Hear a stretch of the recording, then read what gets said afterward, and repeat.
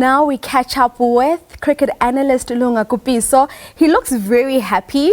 I am guessing that the result from this encounter is what you were hoping for. Well, I mean, I'm not happy that England have won, but I'd prefer that England are the victors over India any day. So as far as I'm concerned, yeah, I'm happy. You're happy. Yeah. Okay, before we dissect too much into this encounter that just ended now, let's speak about the underdogs in this World Cup. I mean, the likes of Pakistan really coming to this World Cup to show the world that they can also compete on a stage of this nature. Yeah, and their journey at this World Cup has been, you know, a bit of seesaw, a typical Pakistani kind of World Cup tournament. They win a match and then for the next two, they down and out and they look like they're not even there mentally. Yeah. And then out of nowhere, they win a couple of consecutive matches and now they're in with a shot.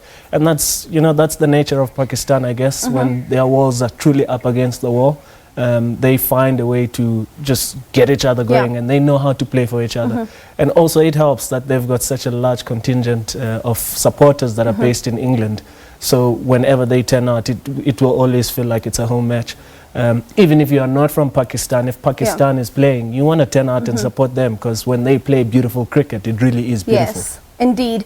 Also speaking about these underdogs, we've seen the likes of Bangladesh. Although they may not end up in the semis, we've seen how they've gradually developed and grown in terms of how they play their cricket. Could we potentially see in a couple of years the Bangladesh probably upsetting one of the nations that are known to be cricket nations and possibly winning the World Cup?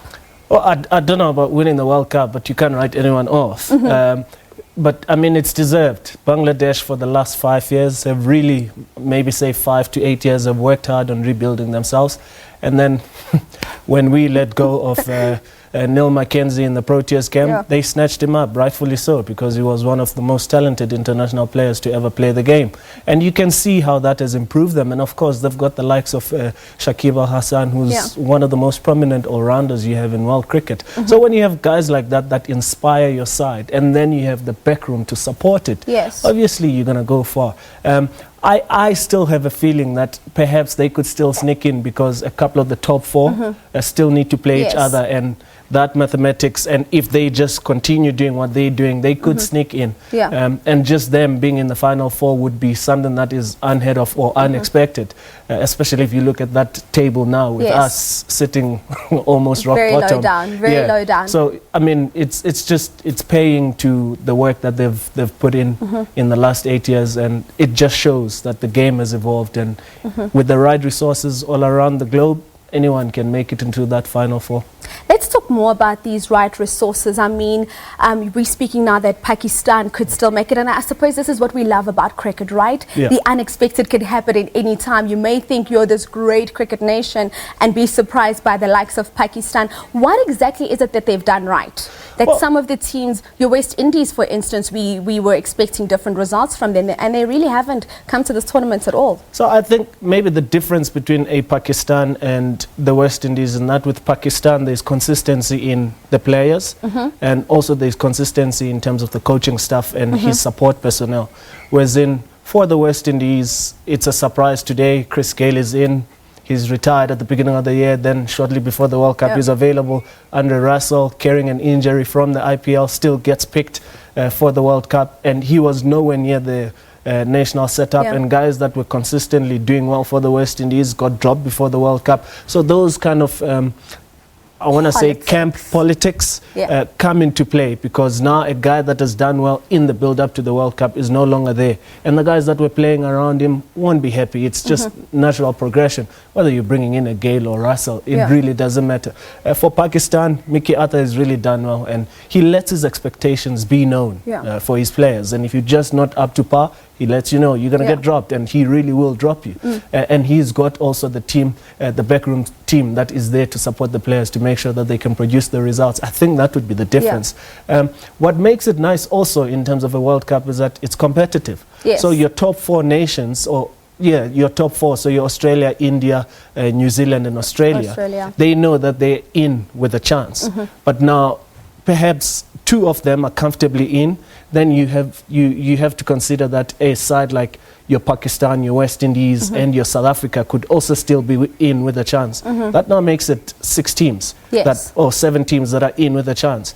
And then if one of those teams within the top 7 let go of that opportunity, you still have a Bangladesh that can sneak in there, and maybe Sri Lanka as well you can count as one of those dark horses. So it's nice. It's a nice place to be in terms of global cricket, that anyone can still make it into that final 4.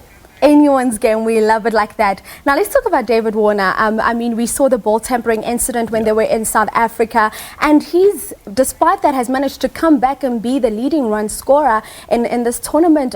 What would you say has actually kept him alive in terms of, I think mentality and momentum is so important in a sport like cricket? If for those who are fortunate enough to know David Warner's story leading up to his international debut, they will know that this is not something unheard of in terms of him, his mindset, his personality, his character as a cricket player. And I think the fact that he knows when he walks out, he's going to walk out to boos and he's going to walk out to people wanting him to fail is what actually spurs him on. It's a typical Australian attribute or a character that their sports people have, that they know that they're the best in the world and they're not afraid to say it. And because they're so confident, the world sees it as arrogance, and therefore the world is going to be hoping that they fail. And that's what pushes them to do well.